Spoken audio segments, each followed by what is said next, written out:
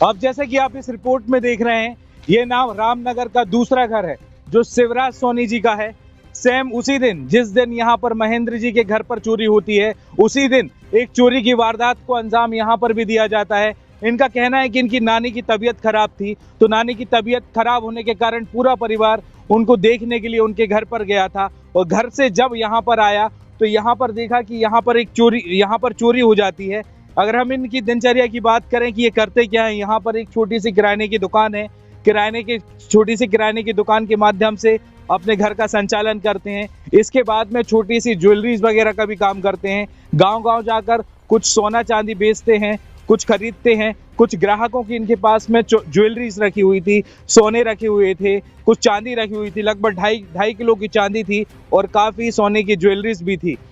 तो यहाँ पर इनकी चोरी की वारदात को यहाँ पर जब अंजाम दिया गया, इनको जानकारी मिली पुलिस प्रशासन के बाद, इन्होंने अपनी जिस तरीके से पीड़ित हुए, चोरी हुई, उसकी पूरी घटना की जानकारी थाने में दी। थाने में इन्होंने जो ब्यौरा दिया था, लगभग 10 लाख रुपए का ब्यौरा दिया था।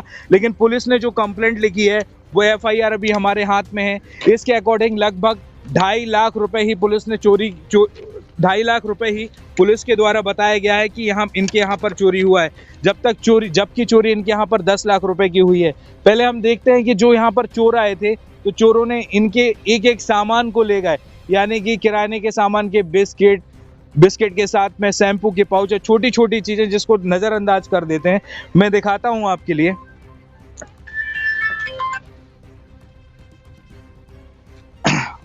अब देखते हैं कि मैं अभी यहाँ शिवराज सोनी जी के घर पर आ रहा हूँ।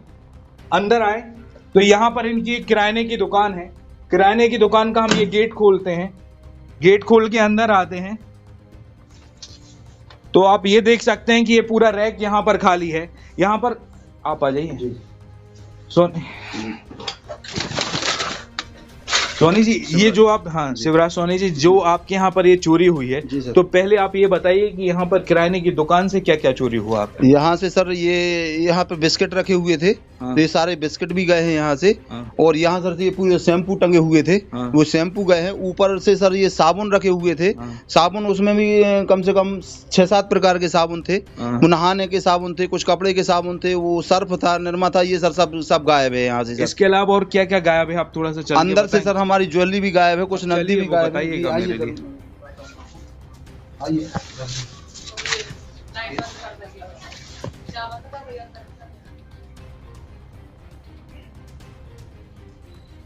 आइए सर, अंदर से ये सारा, यहाँ से ताला तोड़ करके, हाँ। मेरे इस कमरे का ताला तोड़ा गया है। हाँ। और इस कमरे के ताले को तोड़ करके अंदर से आकर के इधर से ये अलमारी का ताला लाकर तोड़ा है। और ये लाकर तोड़ करके सर यहाँ पर हमारा ये ग्राहकी का जो ठेला था, हाँ। सर इसमें से पूरे डिब्बे अलग अलग निकाल करके सोने की और चांदी की जो ज्वेलरी थी सर, हाँ। वो अनुमानित जो मतलब 10 लाख रुपए की जो ज्वेलरी थी, वो सारी सोना लगभग कितने ग्राम होगा? सोना लगभग उसमें सर 150 ग्राम के लगभग था, समथिंग 137 ग्राम हमने ब्यौरा दिया था। तो उसमें से सर केवल मात्र 2.5 लाख रुपए ही लिखे गए हैं FIR में। मतलब 15 तोला के करीबन आपके पास में सोना था। जी सर। और उसमें हमारी 3-3.5 किलो चांदी थी, जो हमारी मिसेस का जेवर था, बहू का जेवर था, ये सारा उसमें से गायब है। और सर ग्राहकों की जो पुरानी, जो हम चांदी बेचते थे नहीं, उस बदले में जो पुरानी चांदी मिलती थी, तो वो करीब आधा किलो चांदी थी, वो भी उसमें रखी हुई थी, वो भी इसमें से अलमारी जो लाकर तोड़ करके सर वो भी सब ले गए। आप देख सकते हैं कि जिस तरीके से यहाँ पे चोरी की वारदात को अंजाम दिया गया है। यहाँ पे चोर यहाँ घर में घुसते हैं, अलमारी का ताला तोड़ते हैं, ज्वेलरीज के बॉक्स निकालते हैं, इसमें से ज्वेलरी निकाल देते हैं और बॉक्स से ही छोड़ जाते। आप देख सकते हैं कि ये बॉक्स कुछ खाली पड़े हुए हैं, और जिन बॉक्सों में से और ज्वेलरीज निकाली, उसके बॉक्स यहाँ पर पड़े हुए हैं, वो आप देख सकते हैं। आज के समय में चोरों को सब पता है कि क्या ले जाना है, क्या नहीं ले जाना। यहाँ पर इतनी ज्वेलरी ले जाते हैं, किराने के सामान उठा ले जाते हैं, सर्फ एक्सेल बिस्किट के पैकेट, लेकिन ये चिल्लर छोड़ जाते हैं। क्योंकि चोरों को भी पता है कि भारत सरकार ने 1 रुपये बना तो दिया है, लेकिन 1 रुपये आज बाजार में चलता है, कोई दुकान वाला लेता है या नहीं लेता है, ये आप भली बात ही जानते हैं। इसलिए चोरों ने सोचा कि अब ये सिक्के उठाने से कोई मतलब नहीं, इसलिए यहाँ इसको छोड़ जाते हैं। आप ये देख सकते हैं कि एक सिक्का नहीं, यहाँ पे कम से कम 20, 25, 15, 16 ये सिक्के की रखे हुए हैं। एक में 10 रुपए होता है इसमें, है ना जी। तो लगभग ये 200-250 रुपए इनको छोड़ गए कि वो अपना घर चला लें। और ये जिस तरीके से अलमारी तोड़ी है, लॉकर तोड़ा है, आप देख सकते हैं कि अंदर की कंडीशन कैसी है। ये लॉकर तोड़ा है, ये वाला लॉकर तोड़ा है, ये लॉकर तोड़ा है। यहाँ पर सामान रखा हुआ था, ये सामान जहाँ पर सामान रखा हुआ था वहां की कंडीशन आप देख सकते हैं। अभी चोरी की घटना को सिर्फ एक दिन ही हुआ है, और एक दिन हुआ है सिर्फ 10 लाख की चोरी हुई है। 10 लाख की चोरी की जगह सिर्फ 2.5 लाख रुपए का अमाउंट पुलिस ने अपनी FIR में दर्ज किया है। क्या कारण है ये तो बेहतर पुलिस डिपार्टमेंट ही बता पाएगा। इस रिपोर्ट के बाद हम उस थाने में भी जाएंगे जहां पर जिस TI ने ये FIR दर्ज की है। आखिर क्या आधार था कि फरियादी की रिपोर्ट को निराधार कर दिया और अपने हिसाब से FIR लिख दी।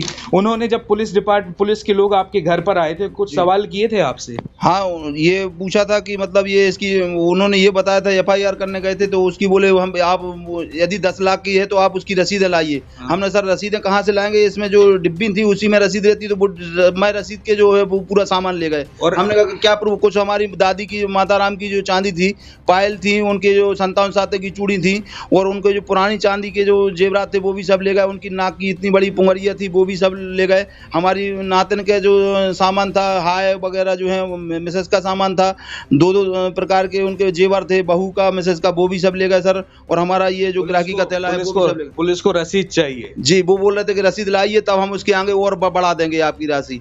तो हमने कहा रसीद कहाँ से मिलेगी, हमने मिसेस से फोन करके उनको बात करवाई, तो हमने कहा रसीद जब वो सब ले गए सर, यहाँ बैंक टैक्स का सामान छोड़ गए। देखिए सर, ये सब इतने समझदार है वो, ये जो बैंक टैक्स का सामान, उनको ये पता था, ये मिसेस के लिए हार लाए थे बैंक टैक्स का, उनको अच्छा लगा तो ये बैंक टैक्स का सामान छोड़ गए। बाकी इसमें से जो ज्वेलरी का सामान था, चांदी का, सोने का, वो सारा ले गए।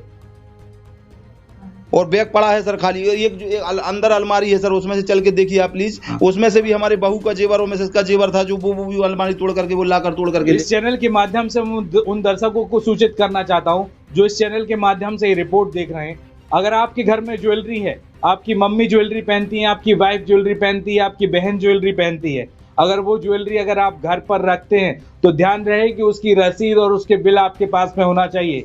यहाँ तक कि अगर वो ज्वेलरी अगर आप बैंक के लॉकर में भी रखते हैं तो उसकी भी रसीद आपके पास में होनी चाहिए। अगर क्योंकि कल बैंक लॉकर से अगर आपकी ज्वेलरी भी चोरी हो गई तो बैंक वाले आपसे रसीद मांगेंगे, घर में चोरी हो गई तो पुलिस वाले आपसे रसीद मांगेंगे।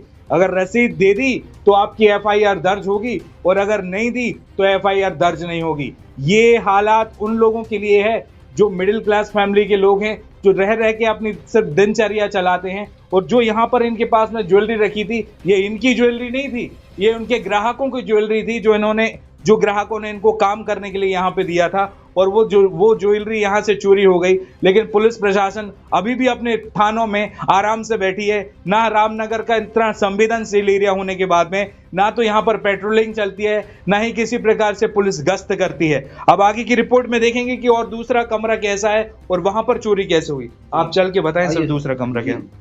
ये वाला ताला, इस वाले कमरे का ताला तोड़कर चोर अंदर आए, चोर महाशय अंदर आए, और ये भी चोरी की वारदात को यहाँ पर अंजाम दिया गया है। ये ताले को तोड़ा गया है बाहर से, बाहर से तोड़ करके अंदर के भी लाख तोड़े गए हैं सर।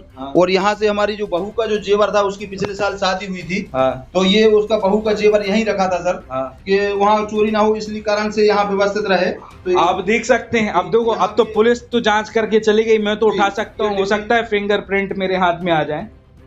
चोर यहाँ पर आते हैं, यहाँ से ज्वेलरी बॉक्स से निकालते हैं और बॉक्स छोड़ के यहाँ पे चले जाते हैं। पुलिस का काम होता है कि अपराधियों पर शिकंजा कसना, उसमें डर बैठाना, ताकि इस तरह की वारदात ना हो सके।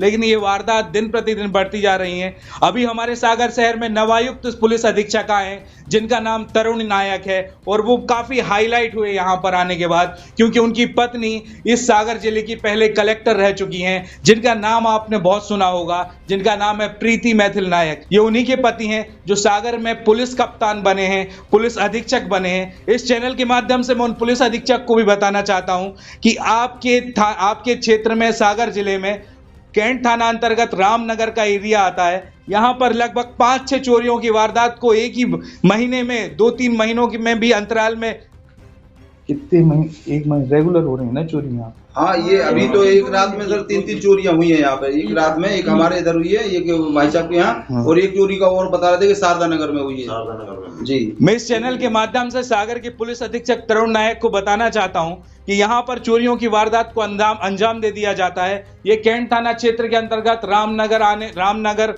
का एरिया है बेहद संवेदनशील है। एक रात में 3 चोरियों की वारदात को अंजाम, लगभग 1 महीने से यहाँ पर लगातार चोरी होती जा रही है। संवेदनशील होने के बाद भी पुलिस प्रशासन इस पे कोई स्टेप नहीं ले रहा। और सबसे बड़ी बात है कि जितनी चोरी होती है पुलिस प्रशासन उतनी वैल्यू का चोरी अमाउंट FIR में दर्ज नहीं करती। आखिर कारण क्या है? कारण आपको मैं निवेदन करना चाहता हूं SP साहब से कि आप वहां के TI से पूछें कि क्यों वो इतनी वैल्यू की FIR दर्ज नहीं करती, क्यों फरियादी की बातों को वहां पर नकारा जाता है, क्यों बार बार रसीदें मांगी जाती हैं। क्या भले आप बताइए, जो पूर्वजों से चलती हुई ज्वेलरी यहां पर आ रही है, कोई परिवार वाला उसकी रसीद रखता है? कोई कुछ रखता है? तो ये बातें आप समझें। और यहाँ जो फरियादी अगर उनके घर पे चोरी हुई है तो उस तरीके से जांच करें और जांच करने के बाद FIR दर्ज करें और जरूर और लगाम लगाएं उन चोरों पर जो इस तरीके की वारदात को अंजाम देते हैं। रामनगर का एरिया बहुत सेंसिटिव है, अभी भी है और आगे भी बनेगा अगर पुलिस ने अपनी जिम्मेदारियां समय पर नहीं निभाई। अगर आप ये वीडियो YouTube पर देख रहे हैं तो हमारे चैनल को सब्सक्राइब करें और बेल आइकन को दबाना ना भूलें। अगर आप Facebook पर ये वीडियो देख रहे हैं तो हमारे पेज को लाइक करें।